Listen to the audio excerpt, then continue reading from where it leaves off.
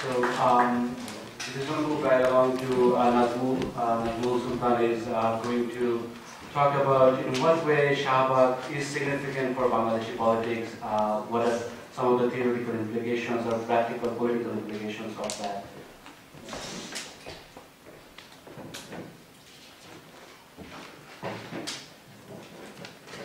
By the way, there are seats up front, so people standing in the back, there are plenty of seats. Thanks everybody for joining us here.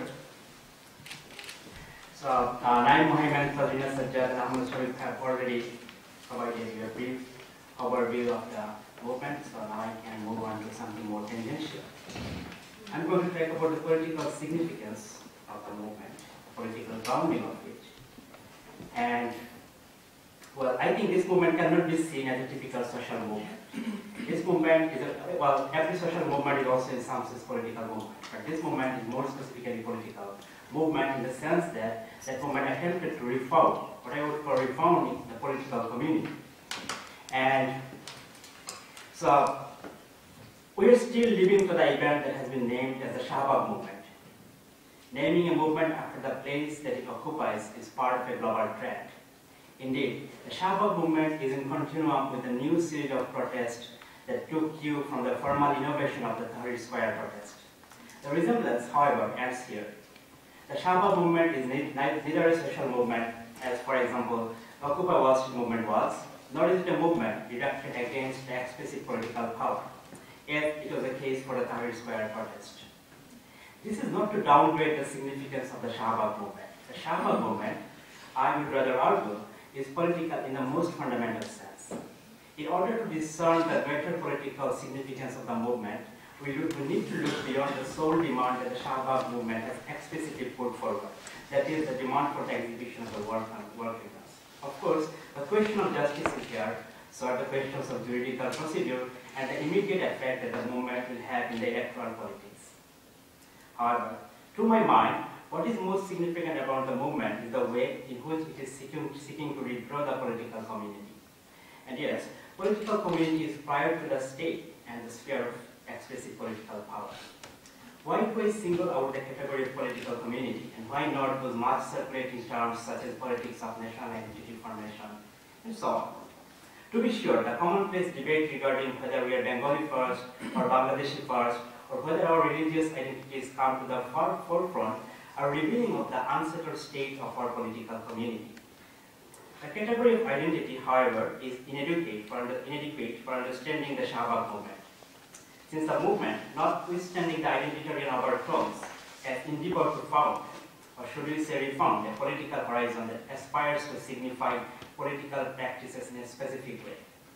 During the movement, many activists explicitly affirmed that what they want is that no political parties can think it is possible to maintain infidelity to the event of the Liberation War of 1971, which Naim Mohammed gave you a very concise introduction to. This is significant precisely for the reason that the event of 1971 inaugurated a new political horizon. Leaving out the line between tradition and historical becoming, it gave expression to a specific way of national political life that bases itself in a continual renewal and reliving of the cultural historical essence of the perceived community. More specifically, the movement, I would argue, is attempting to establish the event of 1971 as an actualized source of political legitimacy. But I think the question of legitimacy, political legitimacy, is very crucial there. This movement, in some sense, is precisely trying to actually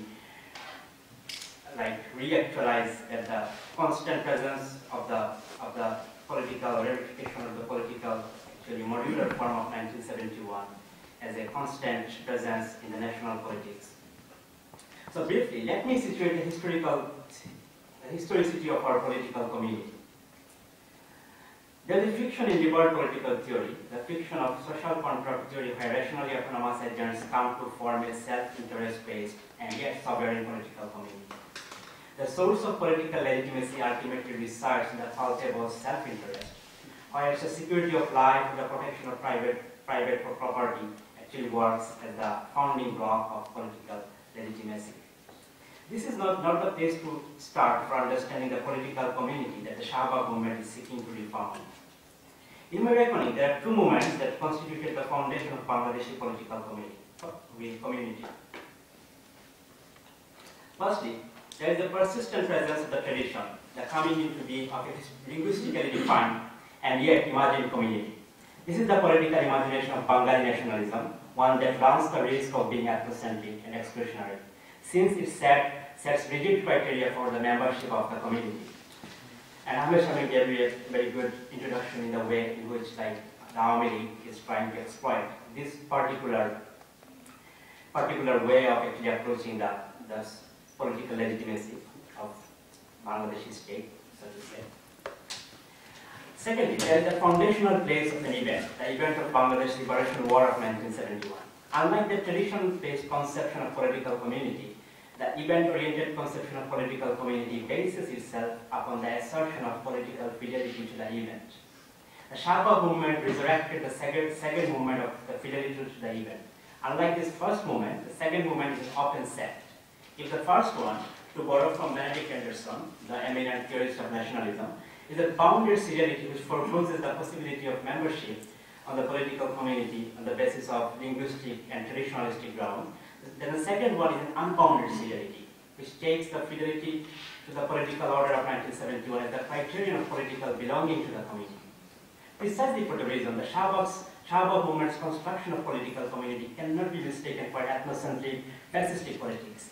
Those who argue that the movement has been a form of populist fascism have miserably failed to perceive the second movement. The opponents of the Shahbag movement could do better than rehearsing the mechanical understanding of fascism, of course, as if when like a mob of people or a kind of directly kind of calling for some immediate justice, about like instead of appealing to the juridical procedural system, as it appears to be some sort of like mob lynch or something. This term has been used actually to connote the Shahbag movement. So that's I think follows from the mistake. The way of understanding the Shahbag as a typical traditionalistic or linguistic based idea of political community. That's not, I think, the way Shahbag movement is approaching that question. So it is true that the movement has been absolutely invested in negating the Rajakars, i.e. the elite war criminals and the chunk of population who endorse them. This needs to be seen as a political negation, and also as that which one could call a positive negation. For the assertion of the legitimate source of politics is only possible by negating what it deems to be legitimate. So I want to make a distinction between negation, like physical negation, as in like ethnocentric politics, and the political negation. Every politics is a politics of negation. Every politics seeks to negate something. The Shahbag movement is also kind of proposing to negate a certain kind of politics. So that shouldn't be mistaken, I insist again, as an ethnocentric form of politics. But what about the Hephazote Islami, the political alliance that emerged with a political reaction against the Shahbag movement? Well, the Shahbag movement was not a revolution, let alone a Jacobean one. But nevertheless, one cannot but take note of the deeply counter-narrative, almost Thermidorian politics of the Hephazote. That Islamist politics is not crux of the matter here. The Hephazote is not either outside of the political horizon that emerged following the event of 1971, a horizon which has its specific circuits. The communitarian identity politics of the Hephazote merely puts itself into the pre-existing anti-national circuit of the politics. In that sense, the Hephazote Islam is caught up in a negative underside that exists by virtue of what it reacts against, that is the Shahbag movement.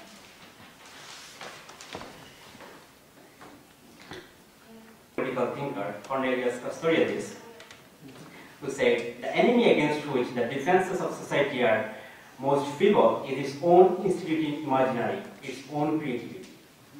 The Shahbag movement did not end up challenging the state hegemony, nor is it going to bring about any significant change in society in the sociological sense. Yet it showed how the state is vulnerable against the politicization of its own foundation. Well, so the Shahbag movement is actually kind of politicizing what the state and the existing hegemony takes to be granted.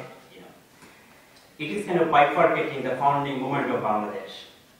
And so that's I think, the reason which the movement actually kind of immediately, just immediately when the movement was broke out, it actually created a consensus. It's now it's important to, the opposition party, the Bangladesh Nationalist Party, now they're opposing Shahbag. But first couple of days, a couple of weeks, they were like quite ambivalent. And even they were supporting the movement partially. So this movement actually was able to create a ground of consensus. Of course, this consensus is not an unconditional one, but that's very interesting. And I think that consensus follows from this is politicization of the foundation, and everybody is trying to reclaim the foundation, as Naeem actually explained. Everybody is claiming that our leader actually kind of gave the independence, independence speech and all that.